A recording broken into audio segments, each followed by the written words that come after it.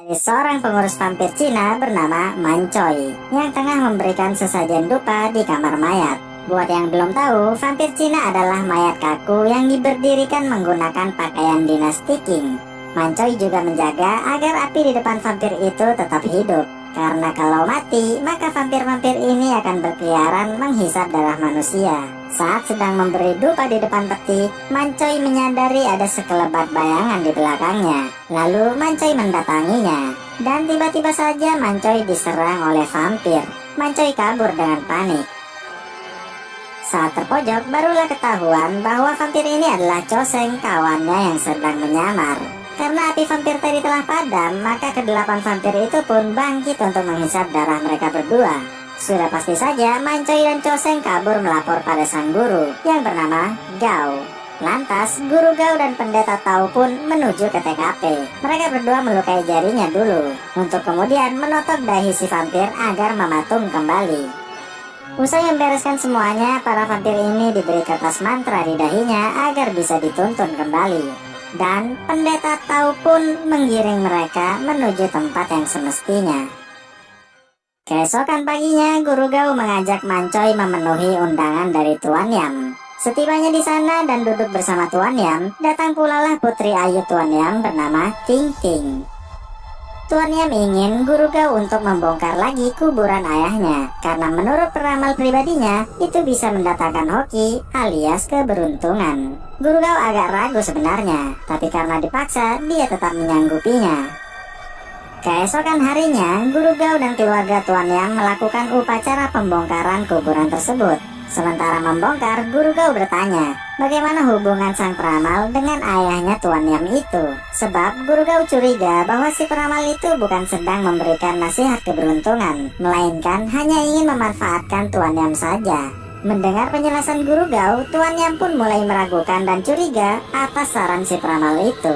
Tapi sayang, semua sudah terlambat karena peti mati ayahnya sudah diangkat. Tuan Yam menyesal dan meminta Guru Gao menguburnya lagi. Namun tentu saja itu tidak bisa, sebab kuburannya telah hancur dan tak memenuhi syarat lagi untuk menjadi kuburan capung. Karena kasihan, Guru Gao pun menyarankan agar peti ayahnya ini dibawa ke kamar mayat di rumahnya saja dulu, sambil dipikirkan cara penguburan apa yang kira-kira cocok untuknya besok. Setelah semua orang pada pulang, Guru Gao menyuruh murid-muridnya untuk menyalakan dupa di tiap-tiap kuburan. Saat Choseng meletakkan dupa di atas makam gadis muda, tiba-tiba saja Choseng mendengar ucapan terima kasih dari dalam makam itu. Walhasil, Socheng dan Mancoy pun lari. Di malam harinya, Guru Gao melihat banyak pertanda buruk tadi siang. Guru Gao yakin tak lama lagi akan ada yang mati di keluarga Tuan Yam. Mendengar itu, Socheng dan Mancoy yang naksir pada Putri Yam memohon pada gurunya agar berbuat sesuatu. Guru Gao pun menyuruh muridnya untuk mengambil tinta, pisau, kuas, dan lain-lain. Lalu Guru Gao melakukan ini.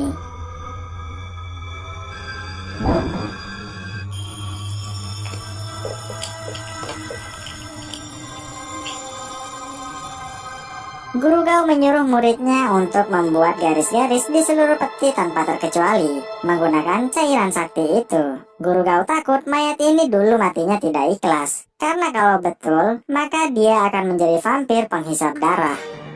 Setelah itu, Choseng dan Mancoy sempat bercanda, dan insiden ini pun terjadi.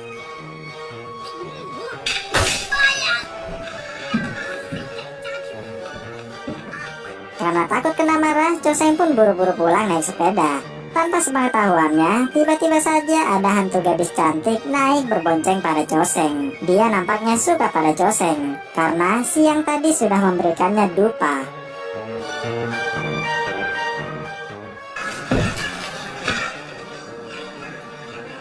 Karena kejedot, hantu ini pun menghilang. Di sisi lain, di kamar mayat, ayahnya mencoba keluar dari bawah peti. Tapi dia gagal karena kesetrum garis mantra itu. Namun Ayah Yam terus mencoba mendobraknya hingga pada akhirnya peti itu pun meledak. Kemudian Ayah Yam pun pergi ke rumah Tuan Yam untuk membunuhnya. Keesokan paginya, rumah Tuan Yam dipenuhi orang-orang dan polisi. Lalu, kepala polisi bernama Wai menenangkan Ting Ting dan berjanji akan menangkap tersangkanya. Si Wai ini naksir berat sama Ting Ting, padahal mereka itu sepupuan. Tak lama, Guru Gao datang untuk melihat jenazah Tuan Yam. Sadar ada luka cakar di lehernya, Guru Gao menyuruh kedua muridnya untuk mengecek keberadaan mayat Ayah Yam di kamar mayat. Kemudian, ada seorang yang bertanya apa penyebab kematian Tuan Yam. Secara spontan, Guru Gao menjawab bahwa Tuan Yam terbunuh karena cakaran di lehernya. Melihat jari Guru Gao berkuku panjang, tanpa pertimbangan Si Wai pun langsung menuduh Guru Gao sebagai pembunuhnya. Saat hendak digelandang ke penjara, kedua muridnya datang dan bilang bahwa mayat Ayah Yam hilang, bahkan petinya pun ikut pecah. Guru Gao mohon izin pada Si Wai untuk berbicara dengan kedua muridnya sebentar. Guru Gao menyuruh Cho Seng untuk membawa peralatan vampir ke penjara nanti malam. Sedangkan Man Choi disuruh untuk mengawal Ting Ting, putri Tuan Yam. Karena Tuan Yam dibunuh oleh vampir, maka secara otomatis dia juga akan berubah jadi vampir. Di malam harinya, di penjara, Si Wai memaksa Guru Gao untuk mengaku. Si Wai menancapkan besi panas bertuliskan preman ke perut Guru Gao. Tapi bohong, itu cuma simulasi. Lalu Guru Gao dimasukkan ke dalam sel. Si Wai minta besok subuh Guru Gao sudah harus mengakuinya.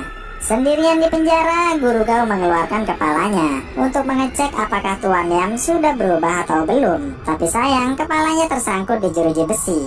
Tak lama Cho Seng pun datang dan mengeluarkan kepala gurunya itu. Kemudian Cho Seng menyerahkan seluruh peralatan vampir gurunya. Di saat yang bersamaan, Cho Seng melihat Tuan Yam bangkit dan menjadi vampir. Sontak saja Guru Gao pun menyuruh Cho Seng untuk menempelkan kertas mantra ini ke dahinya. Meski takut, Cho Seng tetap menyanggupinya. Dengan bersusah payah, akhirnya kertas itu pun tertempel di dahinya. Dan secara otomatis vampir Tuan Yam pun mematung. Mendengar ada keributan, Si Wai masuk lagi. Walhasil Cho Seng pun bersembunyi. Si Wai dan anak buahnya membaringkan lagi mayat pamannya itu. Lalu mengetahui ada yang bersembunyi, Si Wai pun menyuruh anak buahnya untuk keluar. Si Wai girang karena mendapatkan mangsa yang terjebak. Si Wai juga tak sengaja mencabut kertas mantra pamannya itu. Saat Si Wai hendak beraksi, kemudian inilah yang terjadi.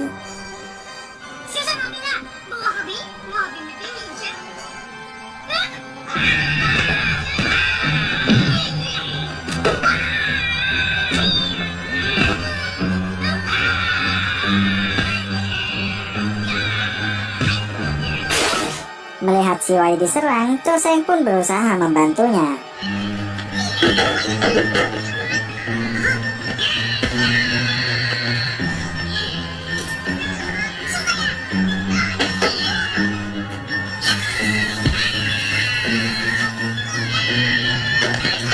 Si Wai kembali diserang. Dia melempar kunci penjara agar Guru Gao menolongnya. Namun kepala Guru Gao tersangkut lagi.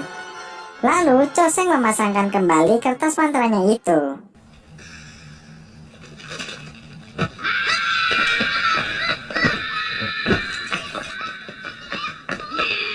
Berhasil keluar dari penjara, Guru Gao pun melancarkan aksinya.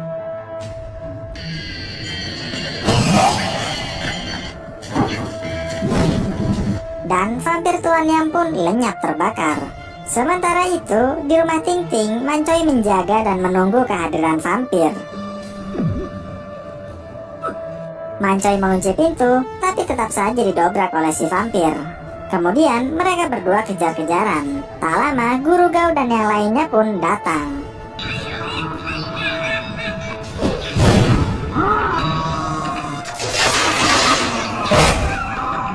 Vampir yang kewalahan pun memutuskan untuk kabur. Usai vampir pergi, rupanya Man Choi tergigit oleh si vampir. Akibatnya, Man Choi berpeluang berubah menjadi vampir juga. Tapi Guru Gao akan mencoba mengobatinya, lalu menyarankan Ting Ting untuk tinggal bersama mereka dulu. Keesokan harinya, Guru Gao mengobati Man Choi dan menyarankannya untuk terus bergerak agar darahnya tidak beku. Man Choi juga diminta untuk bergerak di atas taburan beras ketan sebagai penangkal agar tak berubah jadi vampir. Namun, karena beras ketannya habis, Cho Seng pun disuruh guru pergi untuk membelinya. Setibanya di pasar, karena pedagangnya curang, maka beras ketannya dicampur dengan beras biasa tanpa sepengetahuan Cho Seng. Lalu di malam harinya, sepulang dari pasar, Cho Seng mendapati seorang gadis cantik yang hendak direnggut. Walhasil, Cho Seng pun menyelamatkan gadis itu. Ternyata gadis itu adalah hantu yang kejedot di awal-awal tadi. Dia bernama Si Yuyu. Si Yuyu lalu mengajak Choseng ke rumahnya. Dia memberi Choseng minuman yang telah tercampur tongkat ali. Setelah nafsu Choseng berkobar, mereka berdua pun melakukan aksi perkembangbiakan. Esok paginya datanglah Choseng membawa beras. Melihat ada cupang aneh di lehernya, Guru Gao bertanya, semalam ada di mana, dengan siapa, dan berbuat apa? Choseng pun menjawab sekenanya, lalu dia tertidur. Di malam harinya, Guru Gao menuliskan sesuatu di tubuh Choseng. Guru Gao yakin kemarin malam Choseng bertemu dengan hantu gadis. Bangun dari tidur panjangnya, Choseng mohon izin pulang ke rumah. Guru Gao pun mengizinkannya dan diam-diam membuntutinya. Ternyata Choseng kembali lagi ke rumah si Yuyu. Saat hendak berpelukan, tiba-tiba saja si Yuyu terpental akibat tulisan mantra Guru Gao di tubuh Choseng. Lantas Choseng pun menghapusnya. Sementara itu, Guru Gao mencoba melihat wujud asli si Yuyu. Selanjutnya, Guru Gao memandikan pusakanya dengan cahaya bulan purnama. Saat Choseng dibuat tidur, Guru Gao masuk dan pertarungan pun terjadi. Karena kewalahan, si Yuyu pun membangunkan Choseng dan menyihir penglihatannya. Walhasil Choseng pun marah.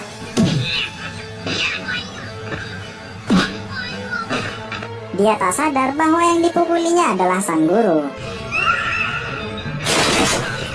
Singkat cerita, si Yuyu berhasil meloloskan diri diiringi dengan badai lokal yang sangat dahsyat. Saat badai usai, Choseng menganggap dirinya sedang bermimpi. Lantas, Guru Gao pun menggamparnya. Setibanya di rumah, Guru Gao ngomel pada kedua muridnya yang gak guna itu. Guru Gao pun berniat untuk membasmi si Yuyu jika dia berani datang ke rumah ini. Guru Gao mengawal di depan, sedangkan Choseng dan Mancoy ada di dalam.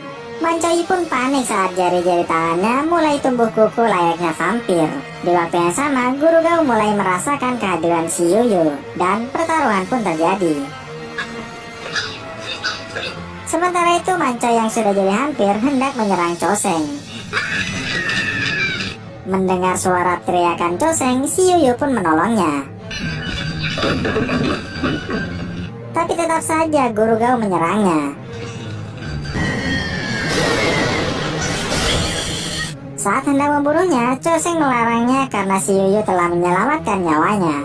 Walhasil, Guru Gao pun melepaskannya. Kemudian Guru Gao masuk menangani Mancoy. Dia heran kenapa ketannya tidak manjur. Setelah dicek, barulah terungkap bahwa ketan ini sudah tercampur dengan beras biasa. Keesokan harinya, saat sedang merawat Mancoy yang mulai sembuh, tiba-tiba saja si Wei datang melapor bahwa vampir itu sudah masuk ke desa. Lantas bergegaslah Guru Gao ke lokasi tanpa ditemani murid-muridnya. Sesampainya di TKP, Guru Gao pun mengecek mayat korban vampir dan menyarankan agar mayat ini dibakar saja. Sementara itu, para murid yang sedang menyiapkan pertahanan tiba-tiba saja kedatangan vampir Ayah Yam. Mereka langsung masuk ke dalam. Dan tak lama, Guru Gao dan si Wei datang. Mengetahui vampir telah datang, Guru Gao menyuruh Choseng untuk ikut, sedangkan si Wei dan Mancoy menjaga Ting Ting di dalam rumah. Sementara mereka beraksi di luar, ternyata si vampir ada di atas dan masuk ke dalam rumah lewat atap. Walhasil, vampir pun melakukan serangan.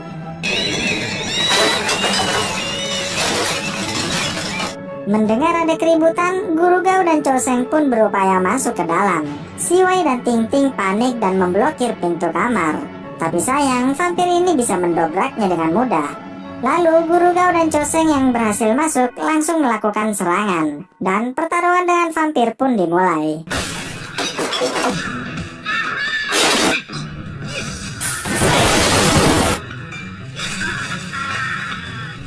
Di tengah keributan, si Wei membuka pintu agar mereka semua bisa kabur. Rupanya, itu adalah pasukan vampir milik Pendeta Tao yang hendak membantu Guru Gao. Pendeta Tao pun langsung menyuruh mereka menyerang vampir Ayah Yam.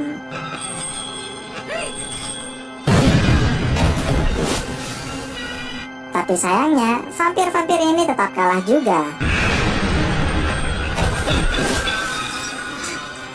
Vampir Ayah Yam akhirnya kalah juga saat Guru Gao, Choseng, dan Pendeta Tao saling bekerja sama.